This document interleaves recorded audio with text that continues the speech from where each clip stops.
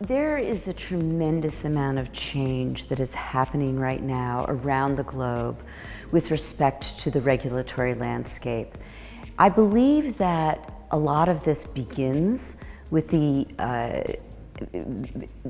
world of AI, with how much we are experiencing, improving our various systems, our productivity, our creativity through AI, which is noticed not just by the governments around the world, but also by regulators. And I see a very strong impetus to not necessarily immediately regulate, but to figure out what is it that we need to do to ensure that AI is secure, trustworthy, and it really helps humanity.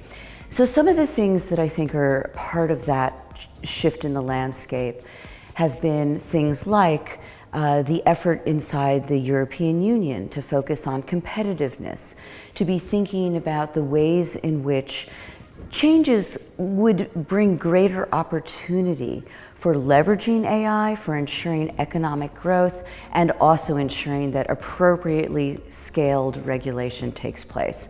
So we've got the Draghi report, we've got the competitiveness compass, all of which I think are pointing out issues and asking good questions. And one of the most exciting things that I'm seeing in the regulatory landscape is that regulators are responding to this. Regulators are saying, you know, these are good points. So how do we go forward where we can ensure innovation and ensure that the technology that will lead to innovation and economic growth is trustworthy?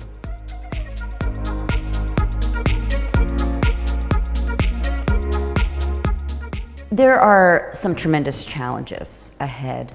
Let me just focus on Europe for a moment, but this is not only about Europe. There have been a lot of regulations that have been passed. You know, we talk about the GDPR, which is, of course, you know, a very important landmark piece of legislation.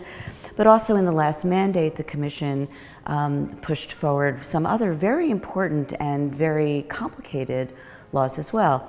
The EU AI Act, the DMA, the DSA, the Data Act, and we could go on, but those are kind of the core issues. And these are complicated laws. They were pushed forward for a reason. I think that there were concerns on the part of the Commission and others in the Parliament that problems needed to be addressed and needed to be addressed quickly.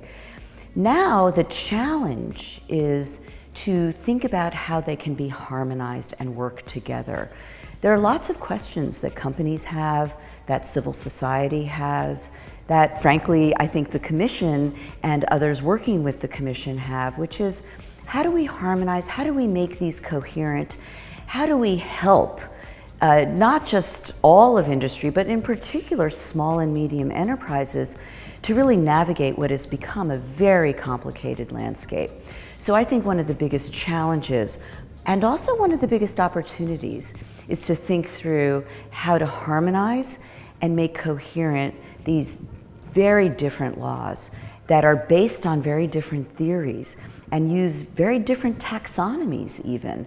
How do we bring them together so that they're really understandable and can do the things that the Parliament and the Commission wanted to be done? Now, as I say, this is not just you know, in Europe. I think Australia has some very complicated and deep laws. The United Kingdom is in the same position. And frankly, the United States recently has put out not necessarily laws, but executive orders that are also very deep and require a lot of explanation about how it is we should be moving forward in a way that will ensure innovation as well as protecting fundamental rights and protecting individuals from harm. So I see that as a challenge, but also as an opportunity. And the opportunity that we have really going forward is also thinking not just about Europe and the UK and the United States, but how do we help the global South? How do we help other geographies benefit from this world and benefit from AI and benefit from innovation? As I go around and talk to regulators from the global South, both here at this symposium and also at other events, they are a little bit concerned about over-regulating before they ever get started. So they, in the global South, whether it's in Africa or Latin America or in some Asian jurisdictions, are saying, please just make AI available to us. What we really need is electricity. 700 million people around the globe don't have electricity. When you think about being able to benefit by AI, that's like the foundation. And then you get to data centers and land and all of that stuff. But to begin with, there are lots of problems that we need to solve for the global South. I see that again as a challenge, and I see that as a tremendous opportunity for humanity to leap start economies that, where you've got regulators, you've got governments that want to, and they need help doing that. So that's something that I just think is a call to action for everybody. But yes, Europe, the United States, the UK, Australia, Japan, Korea, China, all incredibly important, but let's not forget the global South in this. In this complicated landscape, where there's both so many challenges and so many opportunities, I think international cooperation is going to be key. We see a lot of it, whether it's the G7, whether it's the OECD, whether we have digital cooperation forums within jurisdictions, or whether we have international cooperation forums, many of which exist, whether it's the GPA, the Global Privacy Assembly, whether it's the International Competition Network.